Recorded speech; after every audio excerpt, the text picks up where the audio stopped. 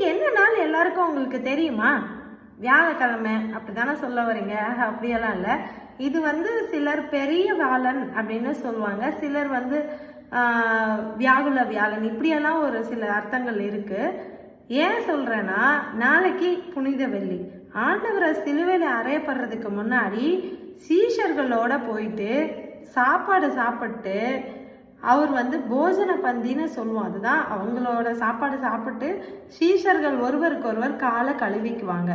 இதுல என்னன்னு பார்த்தீங்கன்னா, நம்ம யோவான் 12வது அதிகாரத்துல 4வது வசனத்துல இருந்து 12-13 வரைக்கும் நீங்க படிச்சு பார்த்தீங்கன்னா உங்களுக்கு தெரியும். ஆண்டவர் சொல்லுவாரு, நான் சிலுவையில் அறையப்படுறதுக்கு முன்னாடி ஒருத்தர் கால்களை மாற்றி மாற்றி கழுவிக்கணும் அப்படின்னு சொல்லுவாங்க. அப்போ அவருக்கு அன்பா இருந்த சீஷர் பேதுரு என்ன சொல்லுவாரு, ஆண்டவரே நீங்க போய் என் காலை கழுவலாமா அப்படின்னு. அப்ப ஆண்டவர் சொல்லுவாரு, நான் என்ன செய்யறேன்னு உனக்கு இப்ப தெரியாது, இனிமேல் நீ தெரிஞ்சுக்குவ அப்படின்னு சொல்லிட்டு, ஆண்டவரே நீங்க கால்கள் கழுவுனது சரியா இருக்காது அப்படின்னு சொல்லும் போது ஆண்டவர் சொல்லுவாரு, நான் கால்களை உனக்கு கழுவுலைனா என்ன இடத்துல உனக்கு பங்கு இல்லை. உன் காலை நான் கழுவுனாதான் நீ என்னோட புள்ள, என்னோட சொந்தம், என் ரத்தத்துல உடன்படிக்கை பண்றதுக்கு அர்த்தம் அது அப்படின்னு சொல்வார். உடனே பேதுரு என்ன சொல்வார், ஐயோ ஆண்டவரே அப்படின்னா என் காலை மாத்திரம் இல்லை, என் தலை கை என் சரீரம் முழுசையும் கழுவுங்க அப்படின்னு சொல்லுவாரு.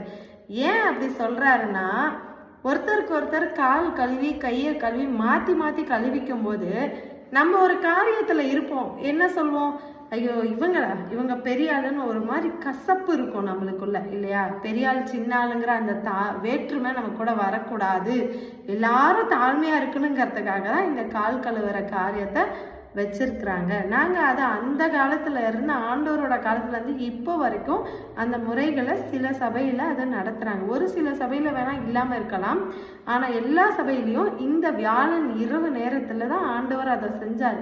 அந்த கிழமைகள் வேறையா இருக்கலாம், ஆனா சிலுவையில அறையப்படுறதுக்கு முன்னாடி நாள் தான் இந்த காரியத்தை பண்ணாங்க. யூதாஸ் காரியத்தை தான் காட்டி கொடுத்தாரு, ஆனா தேவன் தெரிஞ்சும் அவர் கால்களையும் கழுவாரு. ஐயோ அவரை நம்ம கால் கழுவாம விட்டுறக்கூடாது, அவனும் எனக்கு சொந்தமானவன்னு சொல்லி அவரோட கால்களையும் கழுவாரு. அதனால இந்த ஃபங்க்ஷன்ஸ் அடுத்த தடவை யாராவது சொன்னாங்கன்னா மறக்காம சபையில போய் அட்டன் பண்ணுங்க.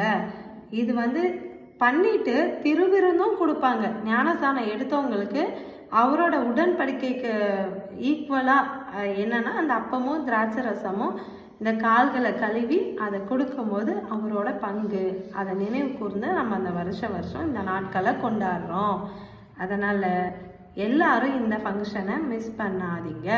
தேவன்கிட்ட கசப்புகள் நம்ம பாவம் எதுவாக இருந்தாலும் மன்னிப்பு கேட்டுட்டு நீங்கள் இந்த ஃபங்க்ஷனை அட்டன் பண்ணி கால்களை கழுவி திருவிருந்து எடுக்கணும். இதில் வயசு வித்தியாசம் கிடையாது, பணக்காரன் ஏழை ஜாதி கேஸ்ட் இதெல்லாம் எதுவுமே கிடையாது.